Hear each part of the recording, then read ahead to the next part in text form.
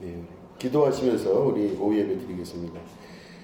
하나님 아버지 감사합니다. 우리 좋은 식사 잘 맛있게 먹고 또 오후에 함께 모였습니다.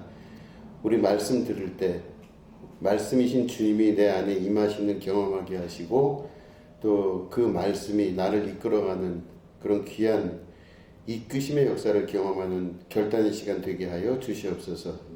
감사드리며 예수님의 이름으로 기도드립니다. 아멘. 우리 하나님 말씀 보시겠습니다. 창세기 4장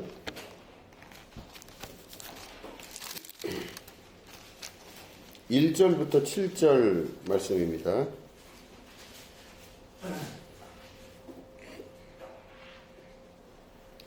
창세기 4장 1절 7절까지 교독합니다. 아담이 그의 아내 하와와 동침하매 하와가 임신하여 가인을 낳고 이르되 내가 여호와로 말미암아 등남하였다 하니라.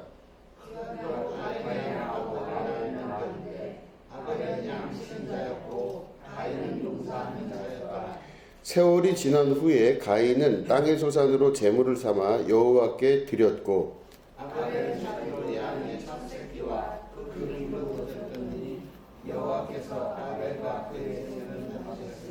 가인과 그의 제물은 받지 아니하신지라. 가인이 몹시 분하여 안색이 변하니 여호와께서 가인에게 이르시되 내가 나야 어찌되느냐 안색이 변한 어찌되느냐. 내가 선을 행하면 어찌 낯을 들지 못하겠느냐. 선을 행하지 아니하면 죄가 문에 엎드려 있느니라. 죄가 너를 원하나 너는 죄를 다스릴지니라. 아멘. 우리 한 번 더 읽겠습니다. 창세기 1장 26절부터 28절까지를 같이 읽겠습니다. 창세기 1장 26절부터 28절입니다. 시작. 하나님이 이르시되 우리의 형상을 따라 우리의 모양대로 우리가 사람을 만들고 그들로 바다의 물고기와 하늘의 새와 가축과 온 땅과 땅에 기는 모든 것을 다스리게 하자 하시고 하나님이 자기 형상 곧 하나님의 형상대로 사람을 창조하시되 남자와 여자를 창조하시고 하나님이 그들에게 복을 주시며 하나님이 그들에게 이르시되 생육하고 번성하여 땅에 충만하라. 땅을 정복하라. 바다의 물고기와 하늘의 새와 땅에 움직이는 모든 생물을 다스리라 하시니라. 아멘. 아멘. 오늘 오후 예배는요, 우리 창세기를 통해서 성경의 방향, 다시 말해 하나님의 말씀의 방향, 하나님의 창조 섭리의 방향, 이거에 관해서 같이 말씀을 좀 나누려고 합니다. 이 4장 1절부터 7절에 나온 주제는 뭐냐면 너는 죄를 다스릴지니라 이거였어요. 다스리다. 1장 우리 읽었던 26절부터 28절에 중요한 주제는 모든 것을 다스리게 하자 이거였어요. 그러니까 사람을 창조하실 때 하나님께서 1장 1절서부터 2장 3절까지가 한 패턴이 있고 2장 3절 이후부터 나머지가 두 번째 패턴입니다. 다시 말해 1장 1절부터 2장 3절 사이에 하나님이 우리의 형상을 따라 사람을 만들자 하는 장면이 나와요. 이게 첫 번째 창조고 두 번째는 아담을 창조하셨죠. 2장 4절 이후에 보면 아담을 창조하셨어요. 그러니까 이 두 개를 보면 창세기 안에서만 봐도 1장하고 2장 사이에만 봐도 사람을 창조하신 이야기가 두 개가 나와요. 첫 번째는 우리의 형상을 따라 우리의 모양대로 사람을 만들자 이렇게 나온 지금 본문 읽은 1장 26절부터 28절에 한번 나오고 2장 4절 이후에는요 아담을 흙으로 만들어서 그 코에 생기를 불어넣으시고 아담이 잠든 사이에 갈비뼈를 떼어서 하와를 만들었어요. 그러니까 이 창세기만 보면 인간 창조에 대한 이야기가 두 개가 나오죠. 예, 이 두 개가 나옵니다. 그러면 아담이 진짜냐 아니면은 앞에 있는 1장 26절부터 28절이 진짜냐 그거는 학자들마다 여러 설이 많아요. 그러니까 그거를 떠나서 우리가 그러면 성경에서 구체적으로 왜 사람을 창조했냐라고 하는 그 원리적인 문제를 찾아보는 겁니다. 왜 창조하셨을까? 어떻게 창조한 이야기는 두 가지죠, 지금. 1장 26절부터 28절에는 우리가 우리의 형상을 따라 사람을 만들자, 남자와 여자를 만들자 이랬죠. 이거는 어떻게 해요? 어떻게? 그러면 어쨌든 하나님의 형상 따라 만들자 이렇게 된 거고, 2장 4절에 보면은 이후에 보면 뭐라고요? 거기는 흙으로 사람을 빚으사 그 코에 생기를 불어넣으시고 그를 아담이라 하시고 뭐 이렇게 나오는 거예요. 그럼 어떻게 만들었냐? 2장 4절 이후는 흙으로 만드셨어요. 그리고 코에 생기를 불어넣었다. 그러니까 어떻게가 다른 거예요, 지금 내용이. 쉽게 말해. 그런데 어떻게는 다른데 왜라고 하면요, 그 왜라고 하는 거에 대한 대답이 1장 26절부터 28절에 나와요. 그게 뭐 왜 만드셨나? 우리가 사람을 만들어 모든 것을 다스리게 하자, 이게 목적이에요. 그러면 우리의 창조 목적은 뭐죠? 모든 것을 다스리게 하자 이거였어요. 그러면 다시 말해 우리가 창조된 이유가 뭐냐면요, 하나님이 만드신 피조 세계의 모든 걸 다스리는 겁니다. 근데 이 다스리기 위해서 우리를 만드셨는데, 다스린다는 이 히브리어 단어를 분석을 해보면 사실은 컨트롤한다 혹은 관리한다 이런 뜻이에요. 그러니까 맡겨진 것들을 우리가 관리할 수 있게 하기 위해서 하나님 만드셨던 거예요. 여러분들 관리하실 게 많죠. 뭘 관리하셔야 되죠? 먼저 내 몸을 관리하셔야 되겠죠. 그리고 뭐죠? 자녀들을 관리하셔야 되고, 또 주변 사람들을 관리해야 되고, 뭐 재산도 관리해야 되고, 건강 얘기했나요? 그걸 관리해야 되고, 뭐 하여튼 내가 관리해야 될 게 많아요. 그거를 관리를 잘하게 하기 위해서 하나님이 창조하셨습니다. 그러니까 피조세계. 넓게 보면은 자연을 정복하는 게 자연을 관리하고 잘 다스리기 위해서 있는 거예요. 이게 첫 번째입니다. 눈에 보이는 피조세계의 모든 것들을 관리하는 게 첫 번째. 그런데 문제가 뭐냐면요, 아담과 하와가 죄를 짓고 하나님과 분리되었어요. 떨어졌어요. 그래서 세상에 에덴 동산 말고 딴 데서 이제 살게 됐는데, 그때 이제 사람들이 다스리는 게 아니라 이제는 자연이 사람을 다스리게 됐어요. 내가 자연을 다스리는 게 아니라 하나님의 원래 창조 목적은 우리가 다스리는 거예요. 세상을, 이 자연 세계를 피조 세계를 다스리는 건데, 죄를 짓고 나니까 어떻게 됐냐면요, 피조 세계가 나를 다스리게 됐어요. 그래서 그 자연 환경과 주변 환경이 사람을 다스리는 존재로 바뀌어 버렸어요. 그러니까 다스려야 될 사람이 오히려 종 노릇하고 살고 있는 겁니다. 우리가 내가 주인 노릇해야 될 건데 종 노릇하고 살고 있어요. 그럼 하물며 내 인생도 관리해야 될 건데 내 인생도 내 맘대로 안 돼요. 그 다 겪고 계신 문제들이잖아요. 내 인생인데 내 것대로 안 돼요. 이건 뭐냐면은 관리의 대상이, 관리의 주체와 관리의 대상이 바뀌어 버렸어요. 그러니까 주인이 누가 돼 버려요? 세상이 돼 버리고, 관리를 받는 존재가 누구예요? 내가 됐어요. 무슨 결과로? 죄의 결과가 이렇게 됐다는 거죠.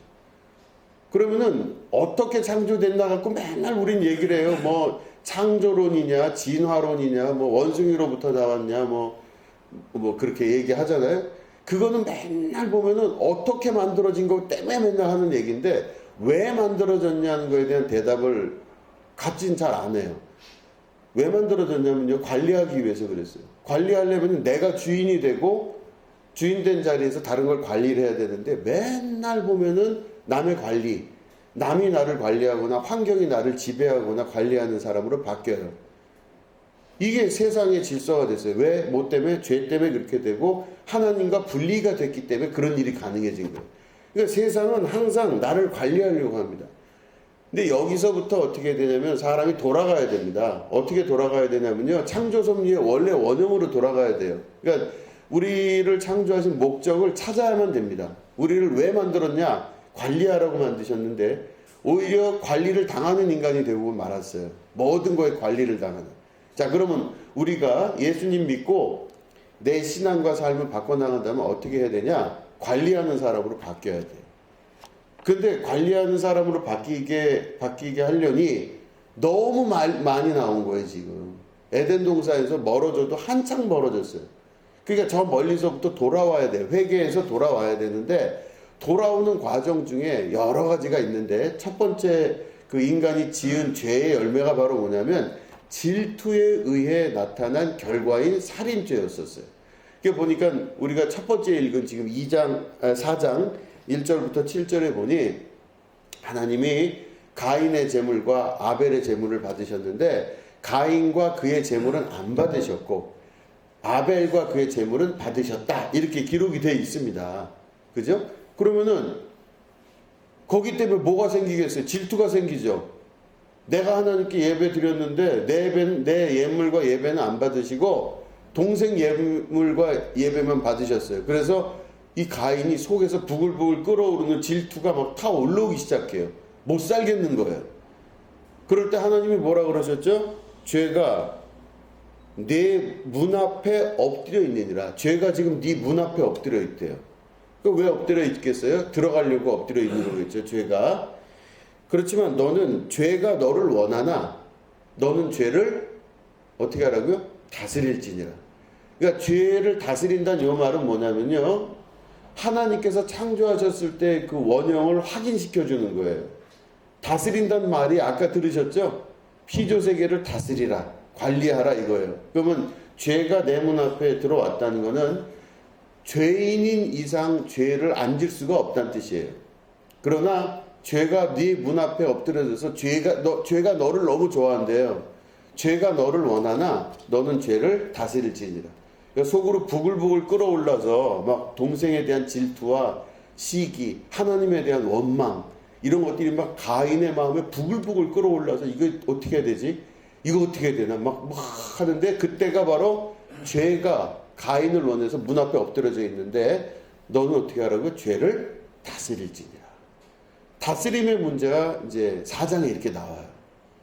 자, 그러면 다스림의 문제가 나오는데 그럼 요거를 구체적으로 보면은 뭘 다스려야 되나? 우리가 잘 생각해 보시면 요 문장 우리가 읽은 4장 안에 내용들이 들어가 있어요. 자, 다시 보시면 4장 4절을 읽어보면, 자, 보시죠. 제가 읽어볼게요. 아벨은 자기도 양의 첫 새끼와 그 기름으로 드렸더니 여호와께서 어떻게 했다고요? 아벨과 그의 제물은 받으셨으나, 이렇게 됐죠. 여기 보니까 아벨 따로 나오고 그의 제물 따로 나왔죠. 먼저 나온 거는 누가 나왔어요? 아벨. 아벨이라는 인물이 먼저 나오고 두 번째 나온 게 그의 제물이에요. 그리고 5절도 보면 가인과 그의 제물은 받지 아니하신지라 이렇게 돼 있어요. 그럼 두 개가 분리돼서 지금 존재합니다. 하나는 가인, 또 가인이 드린 제물, 하나는 아벨이 드린 제물, 이렇게 돼요. 그러면 하나님이 받으시는 건데 두 개를 따로 받으신 겁니다. 아벨 받으시고 그의 제물 따로 받으시고 가인을 받으시고 가인의 제물 따로 받으셨어요. 이 받으셨다는 뜻은 관계가 되었다 이런 뜻입니다. 서로 간에 인정이 되고 살아있으면 인정되었다 이런 뜻인데, 어쨌든 중요한 거는요, 아벨과 아벨의 제물이 따로 분리한 이유가 뭘까를 생각해 보시면 아벨이라고 하는 사람의 자체를 따로 보고 그의 제물은 따로 본 거예요. 그러니까 하나님이 보실 때 먼저 받는 게 뭐라고 그랬죠? 아벨을 먼저 받으셨죠. 아벨.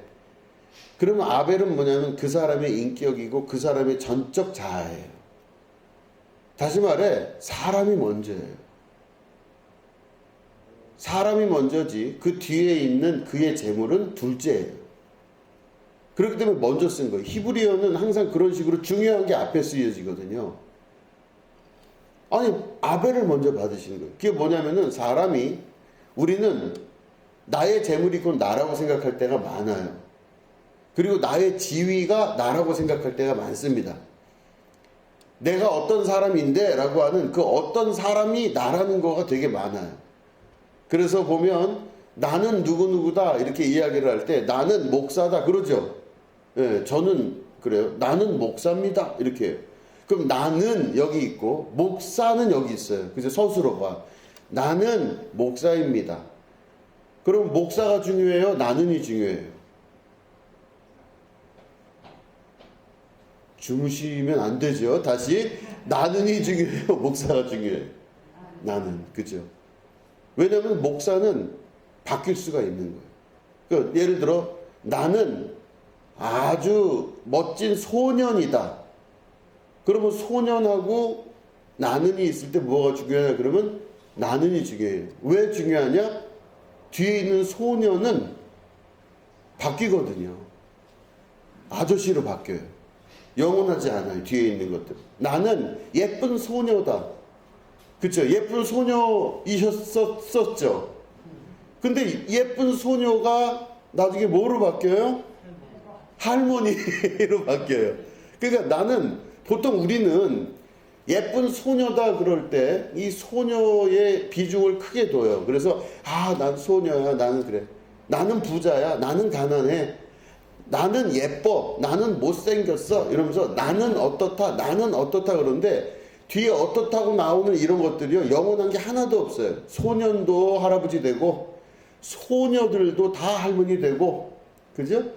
그리고 나는 젊다. 또 늙고, 나는 건강하다. 어떻게 돼요? 또 건강을 잃고 아프고. 그러니까 뒤에 있는 것들은 항상 변하는 것들이에요. 그러니까 변하는 것들인데 사람들은 다 뭐에 신경 써요? 변하는 것들에 신경 써요. 다 변하는 게 자기인 줄 알아요. 그래서 나는 언제까지 대단한 사람이고, 나는 언제까지 위대하며, 나는 튼튼하고, 나는 건강하고, 같은 얘기구나. 나는 잘났고, 나는 잘생겼고. 그래서 뒤에 있는 거에 대부분 인생에 보여지는 거에 그냥 목숨 걸고 살아요. 그게 다인 줄 알아요. 그 변하는 것들이 자기인 줄 알고 살아요. 여기서 말하는 아벨과 그의 재물 이렇게 했을 때 아벨이 뭐예요? 나는. 재물이 뭐예요? 예쁜 소녀. 잘생긴 소년. 요거가 그의 재물이에요. 그러면 하나님께 바쳐드리는 예배와 예물이 뭐냐? 아벨과 그의 재물인데, 그의 재물은 변하기 때문에 하나님께서는 그의 재물에 관심이 그다지 많지 않으세요. 그가 지금 부자라고, 그가 지금 젊었다고, 그가 지금 대단하다고, 그 사람이 지금 뭐 위대해 보인다고, 겉보기에 멀쩡하다고, 그 사람을 그 겉으로 판단하시질 않고 나는 할 때의 그 사람의 원래 그 사람 인격에 관심이 있으세요. 그래서 두 개를 따로 받으세요. 아벨과 그의 재물. 그래서 우리가 이 창세기를 보면 여러 가지 분석과 해석이 가능해요. 누구는 무슨 양치기를 별로 하나님이 인정치 않으시고, 농사 짓는 사람을, 양치기를 인정하시고 농사 짓는 사람인 가인을 안 받으셨다, 근데 그거는 겉으로 보이는 문제를 갖고 얘기하는 건데, 실제로 보면 제가 볼 땐 또 다른 해석이지만 하나님은 가인 자체의 인격을 보셨던 것 같아요. 그러니까 그 사람의 변하지 않는 거가 가장 중요하다는 것. 이게 바로 하나님께 드려야 될 아주 중요한 영적 예배입니다. 그래서 사람은 무엇을 보고 그 사람을 판단할 수 있냐면, 그가 지금 어떤 사람이냐가 중요한 게 아니라 그가 누구냐는 게 더 중요해요. 그가 지금 어떤 사람이냐는 아무런 중요한 게 안 돼요. 그가 지금 얼굴에 주름이 많건 얼굴이 빠당빠당하건, 아니면 그가 정말 이쁘게 생겼건 못생겼건, 그가 어떤 상황이건, 이거는 언제든 변화가 가능한 얘기예요. 그런데 그 사람은 안 변해요. 그러면 하나님이 받으시는 예물은, 또 예배는 뭐냐? 그 사람을 받길 원하시는 거예요. 그 사람. 그러면 하나님이 오늘 지금 저를 바라보시는데 저의 뭘 보시냐면요, 저의 변하는 부분을 보시는 게 아니에요. 제 몸무게가 변했다 그래서 하나님이 몸무게가 뚱뚱할 때는 나를 미워하시고 살이 좀 빠지면, 이게 아니에요. 얼굴이 젊었을 때, 이뻤을 때가 중요한 게 아니라, 못생겼을 때가 안 좋은 게 아니라, 나의 그런 거랑 상관이 없이 나라고 하는 인격체를 하나님 중요시 여기신다, 이런 뜻입니다.